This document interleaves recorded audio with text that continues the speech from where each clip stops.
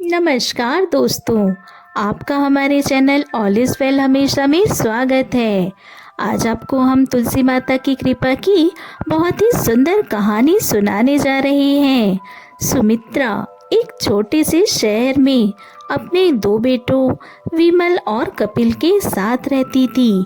उनकी बड़ी बहू आशु बहुत सीधी सादी थी, वहीं छोटी बहू संजना बहुत तेज थी। एक दिन सुमित्रा ने अपनी दोनों बहुओं को बुलाया। तुम दोनों बिल्कुल पूजा पाठ नहीं करती हो, कल से मेरे साथ पूजा पाठ किया करो। तो बड़ी बहू कहती है, माँ जी मुझे तो घर के काम से फुर्सत ही नहीं मिलती। और छोटी बहू संजना कहती है, माँ जी पूजा करने से क्या होगा, भगवान तो सब कुछ आपको देते हैं, हमें इस घर में मिलता ही क्या है। आपके दोनों बेटे सारे पैसे आपको ला कर देते हैं और हम दोनों तो नौकरानियों की तरह काम करती रहती हैं। सुमित्रा ने छोटी बहू को डांटा, तुम जितनी छोटी हो उतना ही ज्यादा बोलती हो। तुझे इस घर में किस चीज की कमी है? क्या मैंने तुम्हें पूजा करने के लिए कहा था और तुम तो अपना ही रोना लेकर बैठ गई। जाओ अपना काम करो। अब बड़ी बहू हर रोज सुमित्रा के साथ पूजा करने बैठने लगी, लेकिन छोटी संजना ठीक उसका उल्टा, ना घर का काम करती ना पूजा करती। एक दिन सुमित्रा ने अपने दोनों बेटों को बुलाकर कहा कि मैं तुम्हारे पैसे अपने पास रख लेती हूँ, इसलिए अगले महीने से तुम अपनी तनख्वाह अपनी पत्नियों के हाथ में रख देना, अब वही घर का खर्चा चलाएंगी। ये सुनकर विमल और कपिल दोनों मना कर देते हैं, लेकिन सुमित्रा नहीं मानती और अगले महीने से वह पूरी तनख्वाह अपनी अपनी पत्नियों को दे देते हैं। आशा गरीब घर से थी, वह बहुत संभाल कर पैसे खर्च करती थी।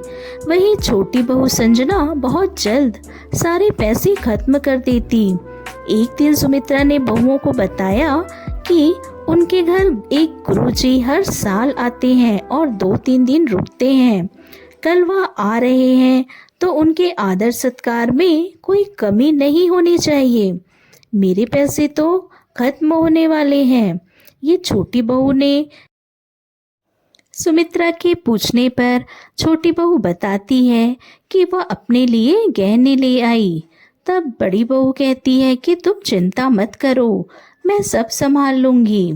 ठीक है दीदी, मैं आपको अगले महीने दे दूंगी। अगर गुरुजी खुश हो गए तो तुम्हें इसका फल अवश्य मिलेगा।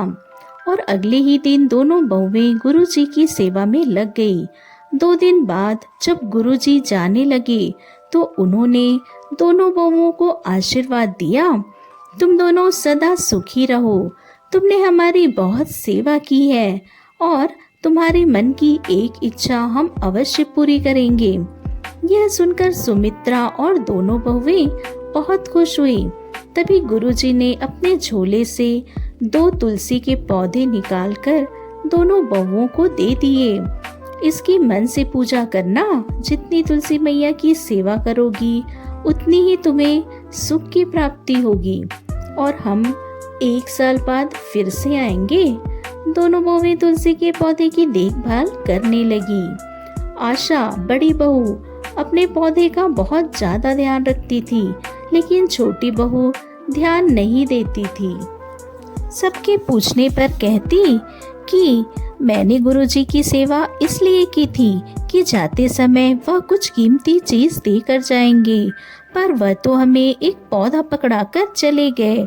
जो बेवकूफ हो तुम ही इन साधुओं के चक्कर में आ जाते हो।